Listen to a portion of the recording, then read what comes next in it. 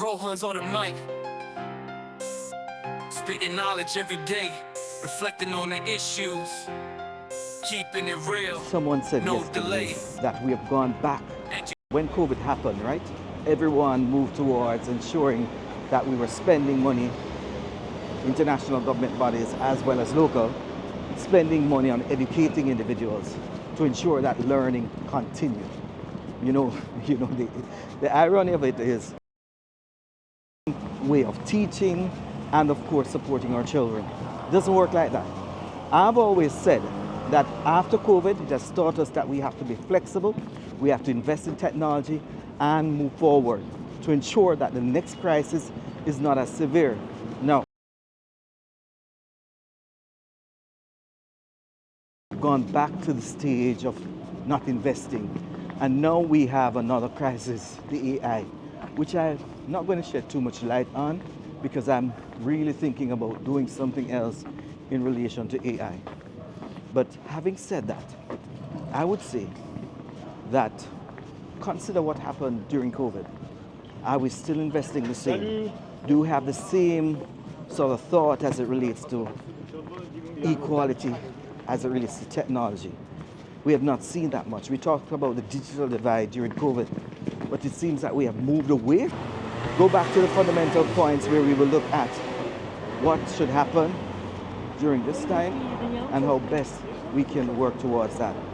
That's just a thought. And a child from a lower socioeconomic background does not have that ability, then there's an issue of concern too. So I would say that inclusion in reality is a work in practice. It's a theory that we have to try to achieve. And the bottom line is, when we look at these things, we have to say to ourselves, total inclusion, total society that is, consensus on equality, social justice, and so forth. But just look at the wars. Look at the factors that can influence the exclusion of individuals. Today you get up and you had money in the bank. Tomorrow you realize that you're broke. And when you look at it, these are just factors, socioeconomic factors, within our country, because the country and the landscape itself is not formed equally. Some individuals eventually were created more equal than others. And that is why we have to ensure that we strive for inclusion. Now, today is another session, and I must say that I'm looking forward to this session because I'm going to be participating on a panel and doing some reflection. But yesterday was eye-opening. I learned a lot regarding certain things, and I intend to do a lot more. But let me say this, having studied inclusion, special needs and equality back in UK, I realized really going back to my basic stuff for several years based on the limitations of critical conversations in United States. I saw where people were advocating for inclusion who had not even studied or understood the concept of inclusion. And that's the reality. I studied it, yes. And when I looked at it and examined the process, I said to myself, is this happening? I've studied so long, but yet you're not given the opportunity to explain your thoughts. And, I find for people saying they're inclusionist, they're exclusionist in reality. And I'm not going to reserve or edit this section. I want everyone to understand, because right now I've seen where a lot of inclusion experts have gone into hiding in the United States. Let me say alleged experts. Yeah, but I'm not going to back down, because you know what? If I don't advocate for inclusion, diversity and equality, I'm the one who's going to be excluded consistently. I'm the one who will have to answer to my children, my grandchildren, regarding why did I not take a stand. So I'm taking a stand. Okay, so I'm going down to United Nations at this point in time for another session. Nice little walk, 20 minutes walk down the road. Yep. Beautiful. France in the morning.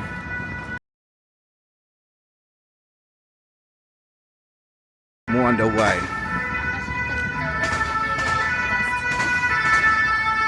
Why?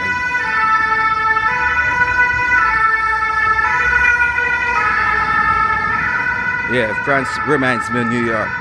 Always hearing the siren or something coming up the street. Yeah. But it's a beautiful morning, you know, really beautiful walking the streets. Yeah, I think I need to make a cross over that road, see where it goes, and then I should be near my destination. UN, of course. So, take a cross here.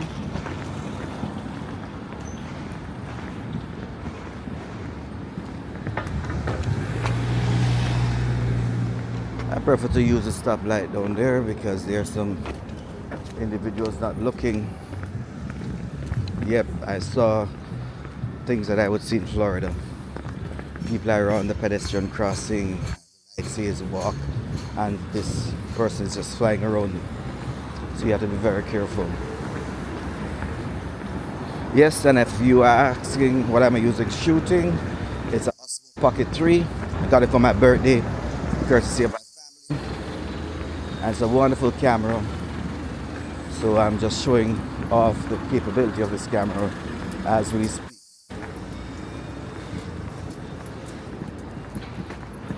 All right. Yesterday at the United Nations, it was a celebration for the, of course, Salamanca Agreement, signed on by several countries. This agreement set the stage for inclusion.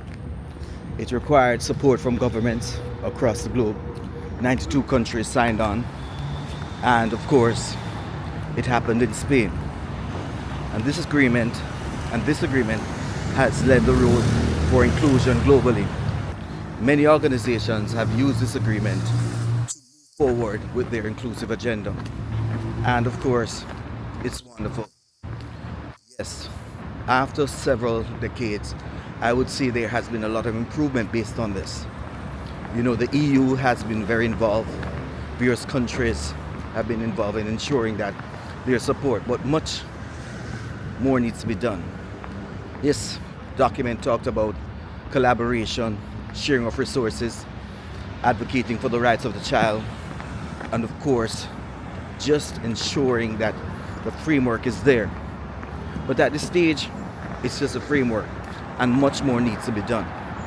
When we talk about advocacy, when we talk about countries not being involved as they should, and of course, inclusion takes funding. And one question that many will ask, do we have a global responsibility to ensuring that inclusion takes place? Yes, inclusion is not just for some, but it's for all. You know, I'll go back again and always say, inclusion does not lie on a rubric. I've seen the United States take on that trajectory years ago, and I said to them, that's impossible. You cannot measure inclusion. Yes, you can have targets that you set and try to achieve. But how could you ever say that you have achieved total inclusivity? The question is again, is total inclusivity possible? Some academics say yes. I, from a learned position, say no. Because we cannot have an ideal society. Because let me also say, there's always going to be a gap between policy and practice. And sometimes when we have policy, we have the interpretation of policy going one way, and of course the intention of the policy writer going the other way, or writers. So therefore, where there is a gap, there will always be a contentious issue as it relates to UN again. There's the building, you can see. Stop recording now. He's got it all. Tune in for these critical thoughts.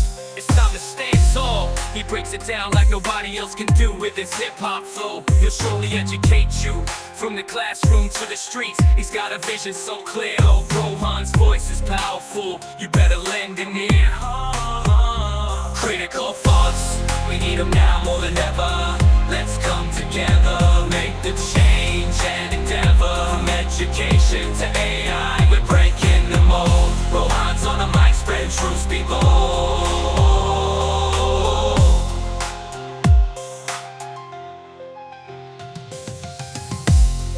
Rohan's on the mic. Spread truth, be bold.